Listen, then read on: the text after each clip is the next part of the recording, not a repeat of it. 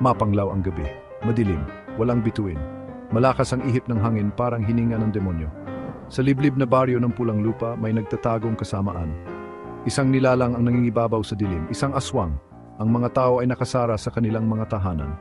Takot na takot. Alam nila ang legenda. Alam nila ang panganib. Bawat gabi may kakatok sa kanilang mga pintuan. Bawat gabi may dadalawin ng halimaw. Sa gitna ng kagubatan, sa isang kubo na nababalot ng usok, nakaupo si Kaporoy Codillo. Matangkad siya at matipuno, may peklat sa kaliwang mata. Siya ang pinakamatapang na manunugis ng aswang. Siya ang tagapagtanggol ng Pulang Lupa. Sa kanyang kamay, mahigpit niyang hinawakan ang kanyang bolo. Itinaas niya ito at hinaplos ang matalas na talim. Alam niya ngayong gabi muli niyang haharapin ang kasamaan. Ngayong gabi, lalaban siya para sa kanyang mga kababaryo. Matagal nang pinaghahandaan ni Kaporoy ang gabing ito. Alam niyang hindi basta-basta ang kalaban. Ang boss ng mga aswang ay malakas, mapanganib, pero kailangan itong patayin. Kailangan nang matapos ang paghahari ng takot. Naghanda si Kaporoy ng mga pangontra sa mahika ng aswang. Bawang, asin, dasal, lahat ng makakatulong sa kanya. Alam niyang mapanganib ang laban na ito. Ngunit hindi siya susuko, hindi hanggat humihinga pa siya. Isang sigaw ang pumutol sa katahimikan ng gabi. Malakas, nakakapangilabot. Agad na tumayo si Kaporoy. Alam niya ang ibig sabihin nito. Nagsimula na ang pag-atake ng mga aswang. Mula sa kanyang kubo, nakita niya ang isang babaeng kaladkad ng isang malaking nilalang na may pakpak. Si Kangkang, ang dalaga na matagal na niyang iniibig. Walang pag-aalinlangan tukbo si Kaporoy patungo sa kagubatan. Kailangan niyang mailigtas si Kangkang. Section 5, Pakpak ng Kamatayan. Sa gitna ng dilim, nakita ni Kaporoy ang boss ng mga aswang. Malaki ito, nakakatakot. Ang mga mata nito ay pulang-pula, parang baga. Ang mga ngipin nito ay matutulis, parang pangil ng tigre. Bitiwan mo siya, sigaw ni Kaporoy. Tumawa lang ang aswang.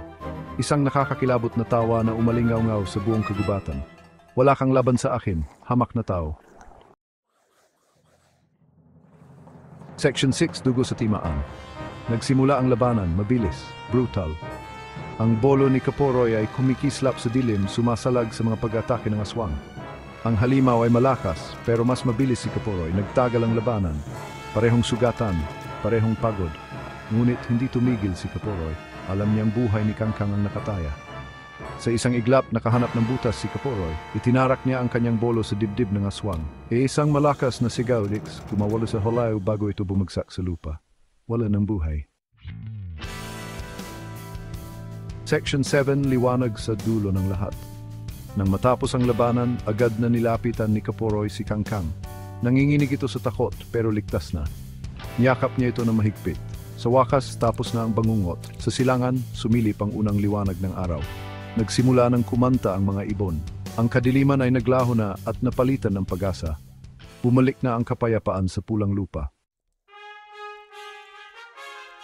Section 8, Bagong Simula.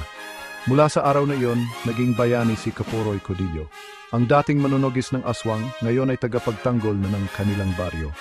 At si Kangkang, ang babaeng kanyang minamahal, ang naging katuwang niya sa buhay. Magkasama nilang hinarap ang bagong araw. Isang araw na puno ng pag-asa. Isang araw na wala ng takot. Isang araw na malaya na sila sa mga halimaw ng kahapon.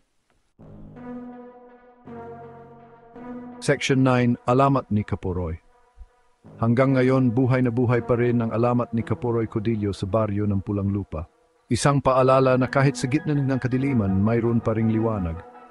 Isang paalala na ang pag-ibig at katapangan ay laging magtatagumpay.